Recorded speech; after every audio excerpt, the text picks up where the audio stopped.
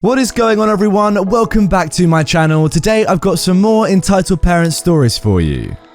Karen hates the sight of blood. I am perhaps fortunate that in my line of work I rarely encounter entitled parents, but reading these stories has reminded me of an incident that took place many years ago. I was working for a small dance and theatre production company in the 70s. One day the boss decided we needed to clean our dance floor, essentially half a dozen rolls of very heavy duty black lino. We did a lot of work with ballet companies and consequently the flooring got covered in dancers' rosin, a rather sticky powder-like substance that ballet dancers use on their dance shoes for grip, which needed cleaning down periodically. The quickest way we found to do this was to haul the whole shebang down to the local foreshore along the Thames, roll it out on the water and then give it a good going over with a stiff bristled broom. It worked a treat and would only take 20 minutes. On this day it was extremely cold, so I elected to get into my wetsuit as I'd have to walk one end of the rollout into the river, and I didn't fancy freezing my butt off standing around in Old Father Thames. As I walked out the third roll, I felt a rather odd sensation in my right foot. Something was clearly off, so I walked back up onto the foreshore. It felt like the ball of my foot was flapping about as if it had somehow been disconnected from the rest of my foot. Stepping out of the water, I saw that my foot was bleeding like a stuck pig. I had apparently trodden on a large piece of broken glass that had sliced right through my plimsolls and straight into my foot. Aghast, my boss rapidly wrangled the floor section we'd been cleaning into the van and we head off post-haste for the nearest A&E, accident and emergency. 10 minutes later, I'm sat on a chair in the very busy waiting room, still in my wetsuit with a sweatshirt tightly wrapped around my foot while the boss checks me in. I'm still losing blood like it's going out of fashion. Obviously, I've sliced into some major blood vessels, and there's a pool of blood accumulating on the floor despite the temporary bandage. As you might imagine, I'm also starting to feel rather faint and very out of sorts. It was at this juncture that the Karen manifested in all her glory. Sat almost opposite was, as I have subsequently discovered, a stereotypical Karen sporting a coiffure of indeterminate provenance and an expression like she consumed enough lemons to populate the glasses of every single gin and tonic drinker in the country. Sat with her was a glum-looking 9-year-old. "Excuse me, would you mind not bleeding all over the floor in front of my son? It's making him feel sick." Seriously? Despite my weakened state, I felt affronted. What would you like me to do? Go and find a needle and thread and sew it up myself? Remarkably, the lemon-sucking expression intensified. "Why don't you sit somewhere else?" It was at this point that decorum departed for sunnier climes. I gave her both barrels at close range and at high volume. "Why don't you F off and sit somewhere else if it bothers you so much? You can clearly see that walking around with a severely gashed foot is going to be something of a problem for me. You, on the other hand, seem to be perfectly capable of getting up off your fat butt with minimal effort. If you're that bothered, F off somewhere else." If looks could kill, I would have died on the spot, but I continue to stare her down. At this point, my boss comes back from checking me in. He parks his 6'2" frame in front of her and in a low but menacing voice starts to curse her out in Russian. Karen goes white and grabbing her son's hand, scurries off to the other side of the waiting room. Shortly thereafter, I get called into a consulting room and 13 stitches and a pint of O+ later, I'm sent home to recuperate. My boss took me home and on the way back, I asked him what he'd said to the Karen. "My mother's recipe for borscht." No way, it wasn't swearing all along, I love that. Addendum, Karen's son was in for the removal of a tiny wood splinter in his pinky. Oh, of course he was. So first of all, that Karen is so dumb anyway because she's in A&E for a splinter. I mean, if she wasn't so lazy, she could just take it out herself. I mean, literally 10 seconds with a pair of tweezers and that's done. And secondly, she asked you to stop bleeding in accident and emergency.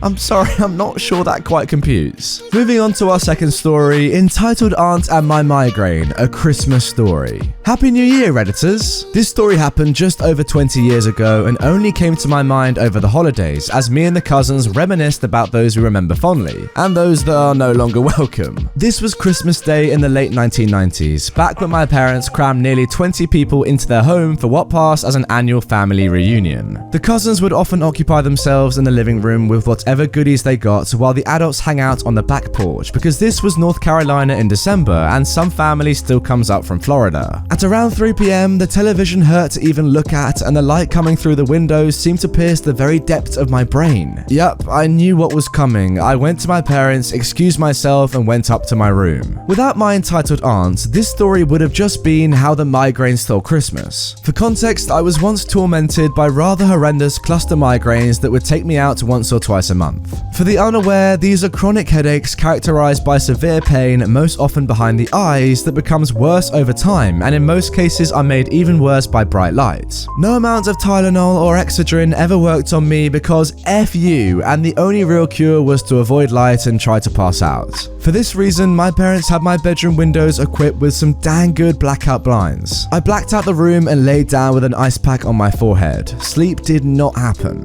At around 4 p.m, my entitled aunt makes the executive decision that we need to take another family picture because the cousins all got new leather jackets from my good uncle, and apparently my attendance was mandatory. I won't pretend to know exactly what was said between them, but my parents explained that I was in pain and probably wouldn't want to even stand upright for the next several hours. My entitled aunt knew about my migraines, but decided that this was unacceptable because she needed more pictures for her photo albums. So my entitled aunt throws open my door and turns on the lights, which might as well have been an uppercut to my mind, and started shouting at me in this condescending tone to get dressed and get downstairs. I groaned at her to kill the lights, that I couldn't even see with them on. My entitled aunt demanded that I suck it up and stop avoiding the family, not quite accusing me of faking my pain, but seeming to think I should just ignore the pain splitting my skull in two. At that point, even attempting to shout back would have only made the pain worse. Getting up was not an option. Thankfully, my dad was right behind her and immediately flipped off the lights. My dad shouted at the entitled aunt that this was a migraine and the lights were only making it worse. He then continued to urge her to go back downstairs and leave me alone. You'd think that her husband's sister's husband shouting at her to leave his son alone would be enough, but this is my entitled aunt. This was the same woman that believed in reincarnation and was adamant that she had been royalty in a past life. Yeah, my entitled aunt believed this in her heart of hearts and behaved like she could never be wrong. Around 20 minutes and who knows how much arguing later, the entitled aunt burst back into my room and flipped on the lights again, shouting for the whole family to hear how I needed to get up and be part of the family. My mum and dad are right behind her, looking appalled and furious respectively, while my good uncle just looked exhausted. My entitled aunt practically tossed a bottle of aspirin at me and shouted at me some more to stop being melodramatic.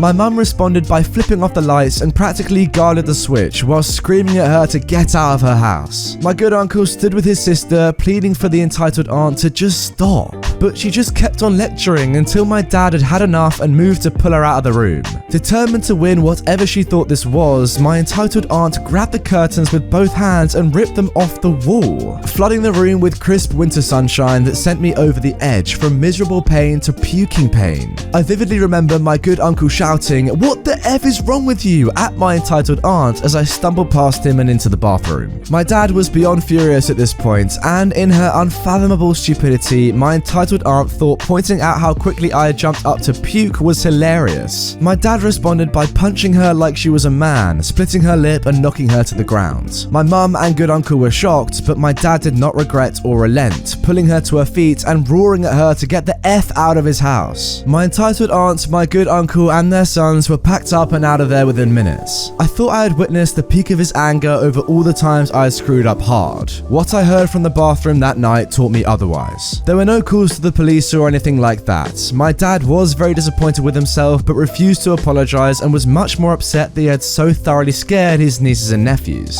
My good uncle was annoyed at my dad but refused to condemn how he had reacted. My entitled aunt never spoke to me or my parents again beyond inane expected pleasantries and ceased to be my aunt within the next 3 years anyway. My good uncle has since remarried and has never been happier. You'd think he was 10 years younger. My entitled aunt is still around but has seemingly disappeared. I haven't even spoken to her in over half my life, and her own children are surprised when she bothers to reach out or respond to calls. Kinda ironic that the same woman who went off the deep end over family photos couldn't bother to be involved once her own children had families of their own. Ironic and rather sad. Oh goodness me, what an insufferable lady. I hope your cluster headaches have improved, OP. Having her around could not have been very good. It sounds to me like she was the root of all the issues that you had on that Christmas day. Without her, you probably would have had a great day. And who knows, that migraine may not have even come around in the first place. Just for what it's worth, anyone who thinks they know your medical conditions better than you do, there's a special place in heck for those sort of people. Anyway guys, that is going to do it for this episode of r/Entitled Parents. I really hope you've enjoyed it. If you did, like the video, comment your opinions on the stories down below, and subscribe for daily Reddit content on my channel. If you want more from me immediately, click the video on screen right away, and I will see you over there in a matter of seconds.